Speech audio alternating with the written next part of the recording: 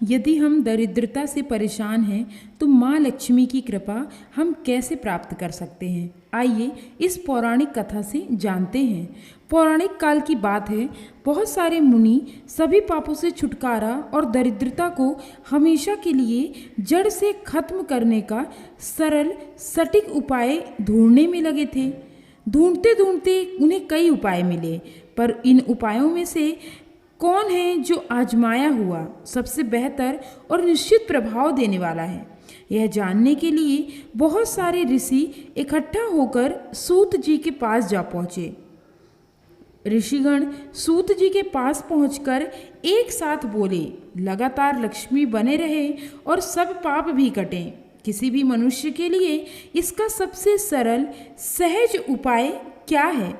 आज हमें यह बतलाइए सूत जी। सूत जी बोले, सब शास्त्रों ग्रंथों का मंथन कर और बार बार विचार कर मैं जिस फैसले पर पहुंचा हूँ उसे सुनो। अगर कोई खाते पीते, सोते जागते, आँख मीचते खोलते, चलते आराम करते भगवान का नाम जप करते रहे तो सभी पापों से छूट जाता है। ऐसे मनुष्य से लक्ष्मी जी इस कदर खुश होती हैं कि दुष्ट पत्नी दरिद्रता को उस व्यक्ति को छोड़कर भागना ही पड़ता है। नाम जपने के लिए 12 अक्षर वाला मंत्र ओम नमो भगवते वासुदेवाय ही सबसे उत्तम है। जो लोग जनेऊ या यज्ञोपवीत पहनते हैं उन्हें चाहिए कि वे पहले ओम लगाएं, जबकि जो जनेऊ नहीं पहनते वो पहले श्री लगाकर यह मंत्र जपे। यह अचूक असर वाला है। आप लोगों को इस मंत्र जाप के प्रभाव से जुड़ी एक कथा भी सुनाता हूँ, ध्यान से सुनिए। दिवाली में लक्ष्मी पूजा के लिए कुछ और सुनने की जरूरत नहीं होगी। एक ब्राह्मण को कोई संतान न थी। कठिन तपस्या और लगातार प्रार्थना के बाद एक बेटा पैदा हुआ। ब्राह्मण ने उसका नाम ऐतरेय रखा। सही समय पर उसके संस्कार पूरे कर उसे पढ़ने भेजा गया। आश्रम और वहाँ गुरु जी की तमाम कोशिशों के बाद भी कुछ साल बाद तक ऐतरेय लिख पढ़ लोढ़ पढ़ पत्थर ही रहे। इसके बाद पिता उसे पढ़ाने बैठे, किंतु बच्चे की जीभ ही नहीं हिलती, वह कुछ बोल ही नहीं पाता था। ऐतरेय की जीभ केवल ओम नमो भगवते वासुदेवाय बस इस मंत्र को ही बोल पाती थी। इसके अलावा उसकी जीभ से और कोई शब्द न निकलता, न कोई बोल फूटते। पिता पढ़ाकर थक गए। निराश होकर उसके पिता ने दूसरा विवाह किया। नई पत्नी से 4 बेटे हुए। वे चारों वेदों के बड़े जानकार और विद्वान हुए। अपनी इस काबिलियत के बल पर उन्होंने कमाकर धन दौलत से घर भर दिया। ब्राह्मण की दूसरी पत्नी और उन चारों की माता बहुत प्रसन्न रहती, किंतु ऐतरेय की माता दुख में डूबी रहती थी। एक दिन उन्होंने ऐतरेय से कहा, बेटा, तुम्हारे और भाई वेद वेदांग के विद्वान हैं। उनकी कमाई से उनकी माता को कितना सुख है। बेटा, एक मैं अभागिन हूँ, तुम मेरे बेटे हो, प्यारे हो, पर तुमसे मुझे अब तक कोई सुख न मिला। मुझे हर दम नीचा देखना पड़ता है। इस जीवन से तो मेरा मर जाना ही अच्छा है।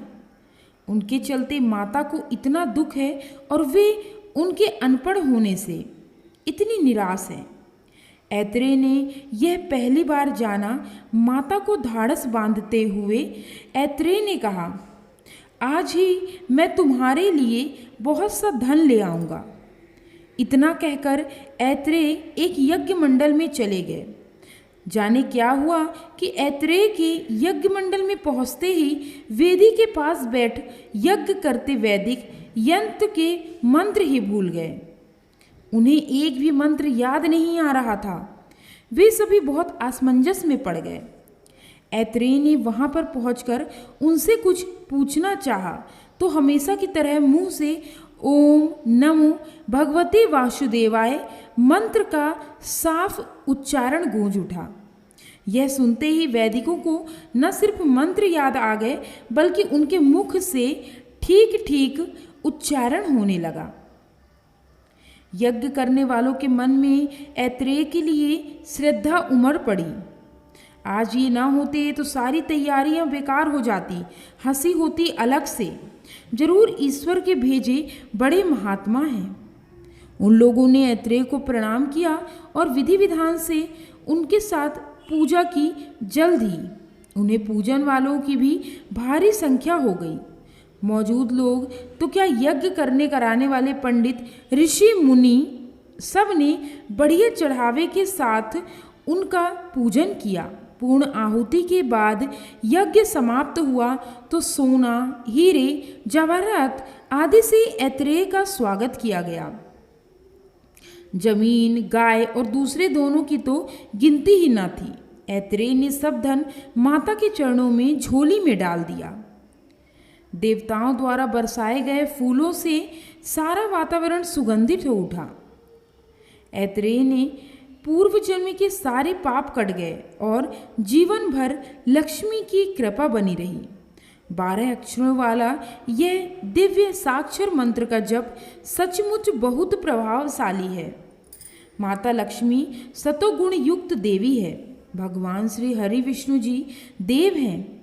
विष्णु जी का वास पीपल के वृक्ष में है, अतः रविवार को छोड़कर बाकी दिनों में पीपल को जल देना, तुलसी को जल चढ़ाने से एवं गौ माता को शुद्ध रोटी देने से श्री विष्णु जी प्रसन्न होते हैं और उनकी प्रसन्नता के लिए किए गए कार्यों से माता लक्ष्मी अति प्रसन्न हो जाती हैं। चूँकि माता लक्ष्मी सतोगुणी हैं, इसलिए नेक कमाई करने वाले व्यक्ति पर ही प्रसन्न होती हैं। अनीति से धन कमाने वालों पर अलक्ष्मी दरिद्रता प्रसन्न होती है। जो तमोगुण युक्त है और उसके घर में आने से वंश में पाप पनपने लगता है, अतः परिश्रम, ईमानदारी एवं नेक व्यवसाय से अर्जित धन से ही अपने परिवार का पालन पोषण करें। प्रभु कृपा की महत्ता आज इस माया से भरे संसार में सत्कर्म करने की इच्छा किसी की नहीं होती। सब अपनी वासनाओं से इंद्रियों को पुष्ट करने में लगे रहते हैं। प्रभु कृपा होने पर ही जीव की सत्कर्म करने की इच्छा जागृत होती है। अतः प्रभु कृपा प्राप्त करने के लिए धर्म के मौलिक सिद्धांतों का अनुकरण करते हुए ब्रह्मा को धारण करिए। शरणागति क्या है? शरणागति के 4 प्रकार हैं। पहला, जिह्वा से भगवान के नाम का जप, भगवान के स्वरूप का चिंतन करते हुए उनके परम पावन नाम का नित्य निरंतर निष्काम भाव से परम श्रद्धा पूर्वक जप करना तथा हर समय भगवान की स्मृति रखना। दूसरा, भगवान की आज्ञाओं का पालन करना। श्रीमद् भागवत गीता जैसे भगवान के श्रीमुख के वचन, भागवत प्राप्त महापुरुषों के वचन तथा महापुरुषों के आचरण के अनुसार कार्य करना। तीसरा, सर्वस्व प्रभु के समर्पण कर देना। वास्तव में तो सब कुछ है भगवान का, क्योंकि ना तो हम जन्म के समय कुछ साथ लाए और ना जाते समय कुछ साथ ले ही जाएंगे। भ्रम से जो अपनापन बना रखा है उसे उठा देना है। चौथा, भगवान के प्रत्येक विधान में परम पर प्रसन्न रहना। मनचाहा करते करते तो बहुत से जन्म व्यतीत कर दिए, अब तो ऐसा नहीं होना चाहिए। अब तो वही हो जो भगवान चाहते हैं।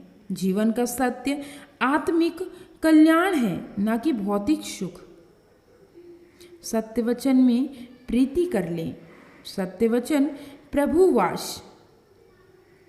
सत्य के साथ प्रभु चलते हैं। दोस्तों, मेरे द्वारा बताई गई यह प्रभु की कृपा यदि आपको पसंद आई हो तो मेरे YouTube चैनल उमंग ज़िंदगी को लाइक, शेयर और सब्सक्राइब जरूर करें। Thanks for watching.